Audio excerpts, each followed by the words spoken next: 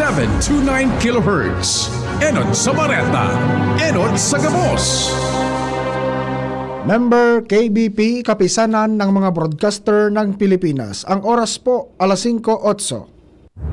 Alas 5 ng hapon, oras na para aramon ng mga maiinit na bareta kanal daw na maruluwas sa agas sa mga periodiko, radyo asin telebisyon. Erot na madadangog ngunyan sa DZGB Bareta alas 5. Mga bareta ngunyan para sa aga. Erot na tinipon sa DZGB Newsbase. DZGB Bareta alas 5. Kaiba ang field reports kan Mega Force Patrol. Hali sa iba-ibang parte kanalbay asin kabikolan. Ngunyan, uya ang sa idong tagapagbareta.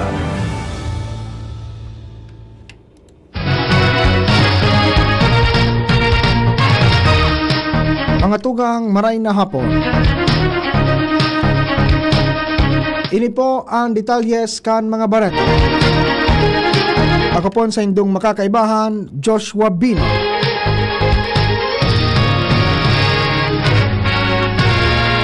Inuto niya to ang impormasyon, hali dyan sa lawas. Nasa linya si Chief Reporter, Chief Jimmy Nasalita. Chief J, maray na hapon. Atrasado ang patrabaho kan Provincial Road sa kurbadang porsyon kan Barangay Magiron sa ginubatan sa day masabutan na rason pig-reblock na ang tinampo ang problema dahil ini nagtatrabaho na kung sa intaliba sa kurbada nagkakausa ini nin traffic jam maski nga ni may traffic light man sa inibong na purukan kurbadang tinampo. Ang pagtugod Provincial Engineers Office ang nagpapatrabaho kay ni sa pagsabing Provincial Road ang kategorya ka nasabing tinampo kung sa ini ang direksyon from Ginobatan to Mobiliar. Mga dagdag na barita, Jimmy Nasalita, DCGB News. Salamat, Chief Jim.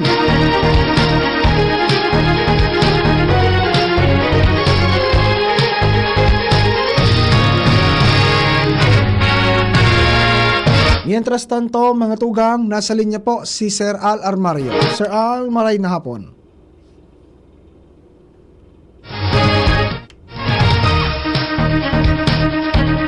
May asigurasyon na ang Bureau of Fire Protection na matabang sa nagraning palarong Bicol, digdi sa Legazpi City, bilang host city.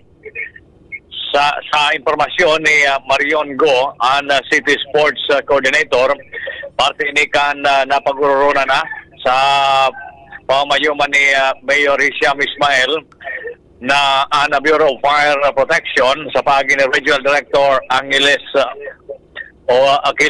Santiago, willing na ipagamit ang sa inda mga ambulansya ano man na emerhensya sa pag-abot kan palarong Bicol.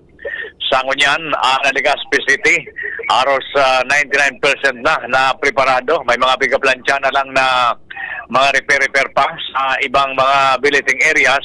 Alagad na pigilaw man sa pag-abot kan mga delegado na mga pigakarkulo, mga 10,000 sa god 12,000 katao na nagiging preparado ng ngunyan ang siyudad ng Legazpi sa suporta kan Bureau of Fire Protection na sinibapang grupo para sa nagraning paghostinda kan palarong Bicol 2026. Al Armario, DCGB. Salamat, Sir Al. Ngunyan, mga tugang, sa detalyes kan mga bareta sa lado nasyonal.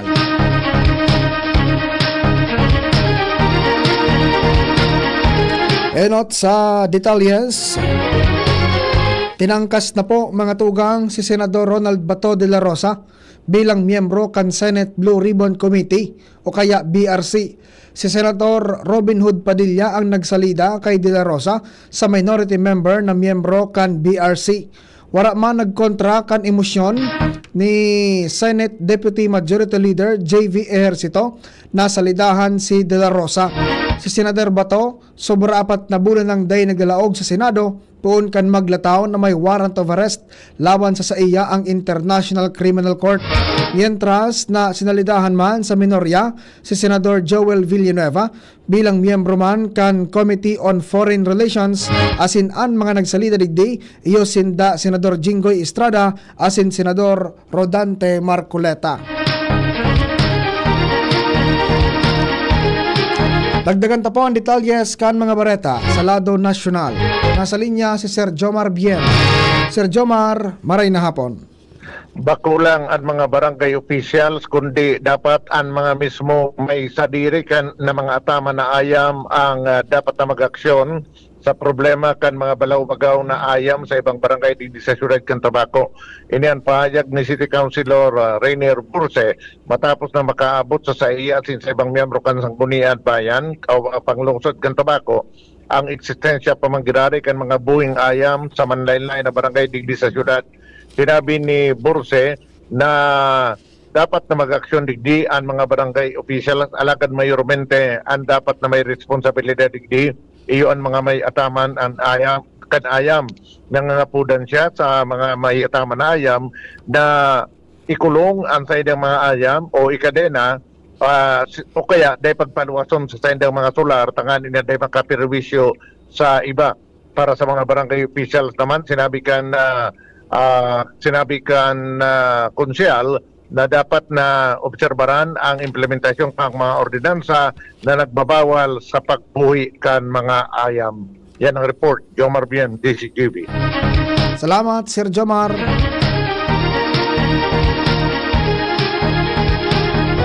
Mientras tanto, mga tugang, detalyes po sa lado nasyonal. Suportado ni Senador Alan Peter Cayetano ang atab na pag-anunsyo ni Vice President Sara Duterte na madalagan siya bilang presidente sa 2028. Sigun sa nasabing senador, mas marhay asin mabantayan kan publiko ang mga hiro ni Vice President Sara Duterte bago pa man ang presidential election. Pikinggan niya man kini ang iba pang opisyal na arugon ang lakdang ni Vice President Sara tanganin ng mamidbida nin mas atab kan publiko.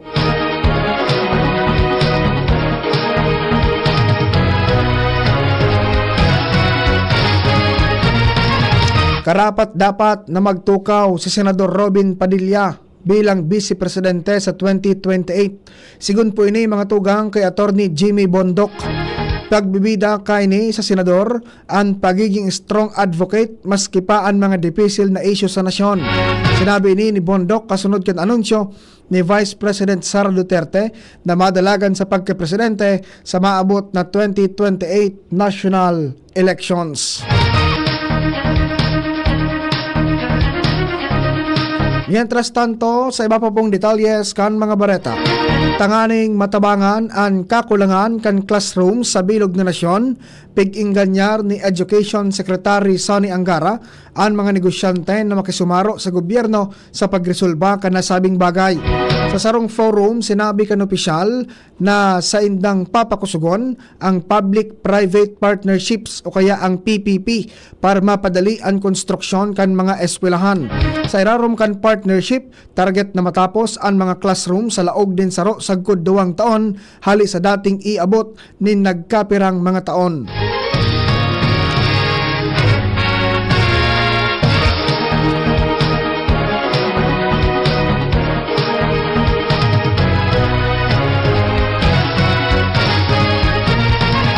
Pwede nang maisakat sa plenaryo ang saro sa mga Legislative Executive Development Advisory Council o kaya LEDAC priority bills matapos aprobahan kan House Committee on Appropriations ang funding provision kan Presidential Merit Scholarship Program Act.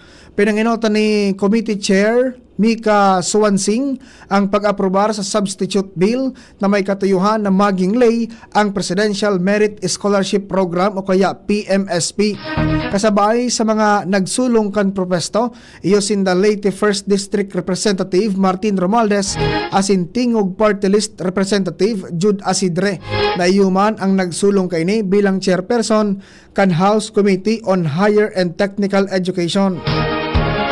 Katuyuhan kan propwesto na i-institutionalize ang merit-based scholarship para sa mga senior high school graduates na may highest honors asin makuha kan mga kursong nakabase sa pangangaipuhan kan nasyon.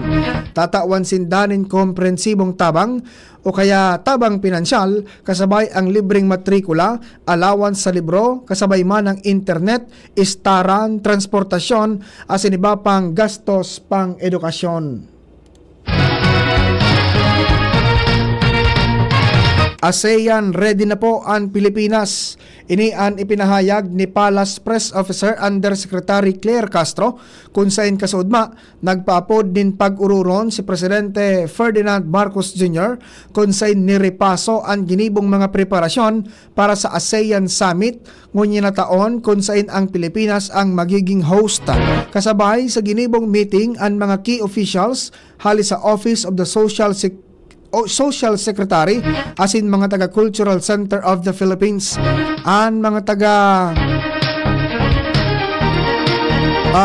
Office of Social Secretary ang nagtaonin update may kinaraman sa paghahanda para sa ika-48 ASEAN Summit shows nagigibuhon sa bulan kan Mayo, mantang ang mga taga Cultural Center of the Philippines ang nagtaonin update para sa ika-49 ASEAN Summit nagigibuhon sa bulan kan Nobyembre.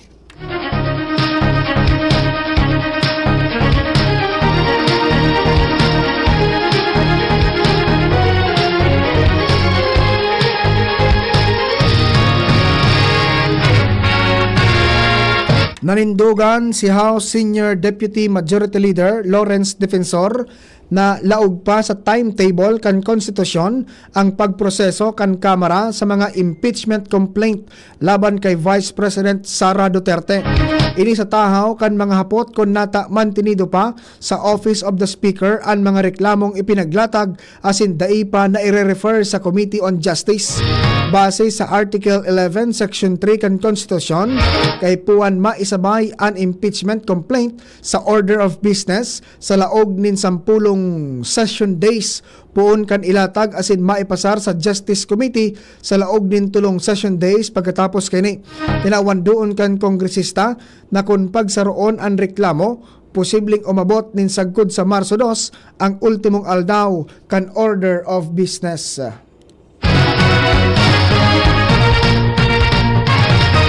Mas papararumon pa kan Department of Public Works and Highways o DPWH ang pakikipagtabangan kini sa pribadong sektor para maparikas ang pagkumpleto kan mga prioridad na proyektong pang-infrastruktura kan administrasyon. Inisusog sa direktiba ni Presidente Ferdinand Marcos Jr. na parikason ang pagtapos kan mga mayor na proyekto sa bilog na nasyon. Sigon kay DPWH Secretary Vince Dizon, mabugtak ang ahensya nin Green Lane para mainganyar ang mga lehitimo asin darakulang construction firm na magpartisipar sa bidding kan mga proyekto. Katuyuhan kini na maparikas ang implementasyon kan mga infrastruktura asin mapakusog ang kumpiyansa kan publiko sa gobyerno. Sinabi pa ni Secretary Dizon na isinusulong kan ahensya ang transparency asin mga reforma kasabay ang pagpapautob kan integrity chain monitoring system katuwang ang Philippine Chamber of Commerce and Industry bilang saro sa mga akreditadong validator.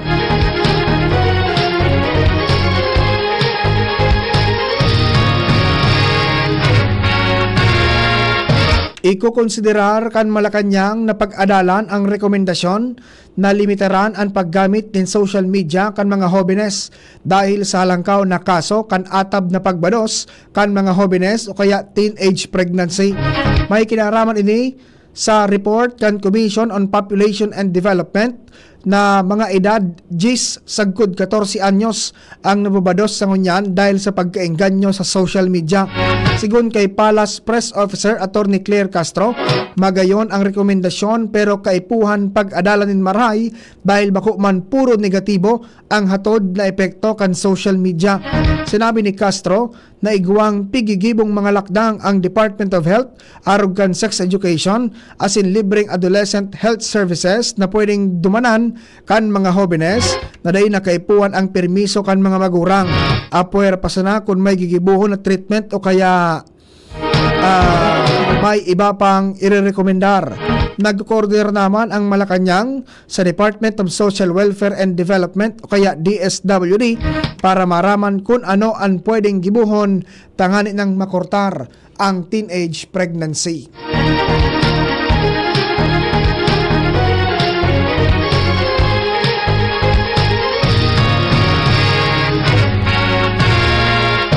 Mapipiritan na mag-issue muna ng Temporary Certificate of Registration o kaya CR ang Land Transportation Office o LTO para sa mga bagong rehistradong lunadan, motorsiklo asin trailers.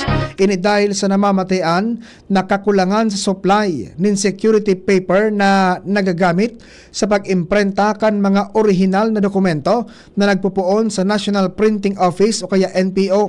Sa ipinalawas na direktiba sa mga district offices, piglinaw kan ahensya na mantinidong valid asin posibleng gamiton kan mga motorista ang nasabi ng temporary CR kan mga bihikulo mantang nagahalat kan opisyal na kopya.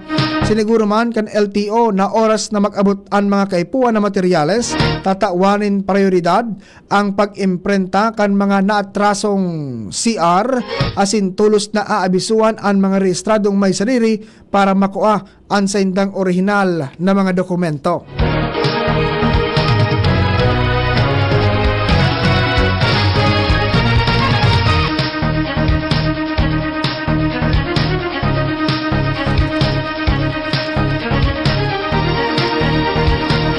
Mientras tanto, sa dagdag pa pong bareta, inako kang content creator na si Jack Argota na para sa nasa content ang pag-post kay ni kan peke na medical certificate ni Presidente Ferdinand Marcos Jr. Ginibo ni Argota ang pahayag matapos maghampang sa National Bureau of Investigation o kaya NBI matapos na isabpina kasunod kan pagpapalakop sa social media kanasabi ng peke na medical certificate. Sinabi ni Argota na shinare niya ang peking medical certificate kan presidente para makisabay sa engagement asin makakuha ng dakol na views. Araman kay ini na posibleng peke ini dahil iba ang birthday na nakabugtak, iba sa tunay na petsa kan kumpleanyo kan presidente. Sigun pa kay Argota, pina-enhance niya sa ChatGPT ang content bago i-post ang nasabi ng peke na medical certificate.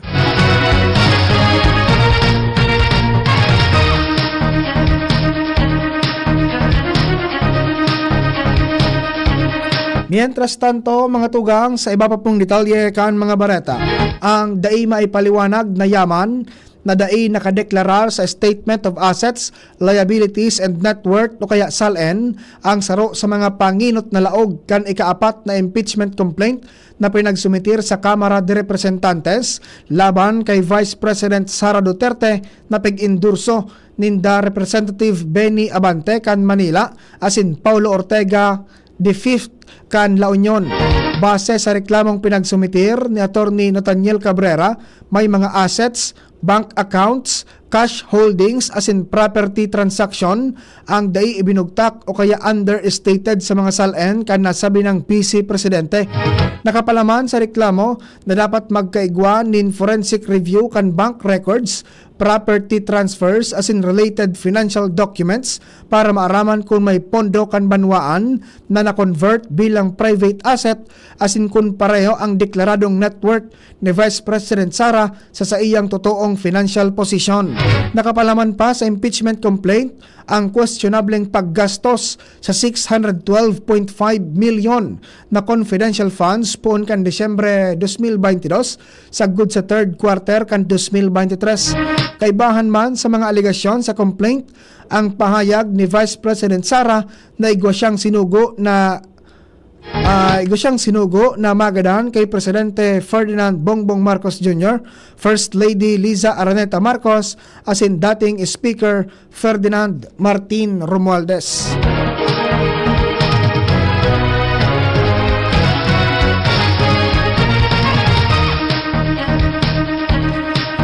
Mientras tanto mga tugang, sa panhuring detalye kan bareta, nasa 5,000 na paraoma ang makikinabang sa 1.7 billion yen grant para sa bagong rice processing facility sa Isabela sa irarom kan pinirmahan na kasunduan kan Department of Agriculture asin Japan International Cooperation Agency. Sigun po kay Palace Press Officer Undersecretary Claire Castro, ang lakdang na magkaigwanin modernong rice processing system sa Kawayan City, Isabela susog sa direktiba ni Presidente Ferdinand Marcos Jr. na pagyamanon ang sektor kan agrikultura sa nasyon. Sigun pa kay Castro, makakatabang ang pasilidad para malikayan ang pagkalugi kan mga paraoma palangkamon ang milling recovery rates asin pag-ayuno pa pagayunon pa ang kalidad kan lokal na bagas para sa disaster relief efforts.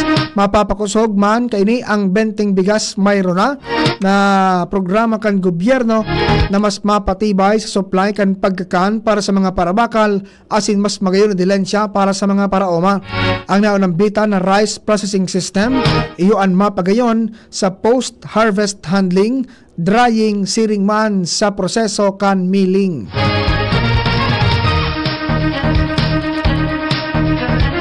Mga tugang, iyan po ang detalyes kan mga bareta. Ako po ang sa indong nakaibahan, Joshua Bino. Sa Lalo Technical, si Nems Flora. Sa IT, si Jerome. Sa Newsroom, News Director Mar de la Cruz. Katuwang si Jenny Ballaran, Nicole Gloriani, asin Shara Leron. Ako po ang sa indong tagapagbareta, Joshua Bino. Salamat, maray na hapon. Ang atay ay importanteng organ ng katawan sa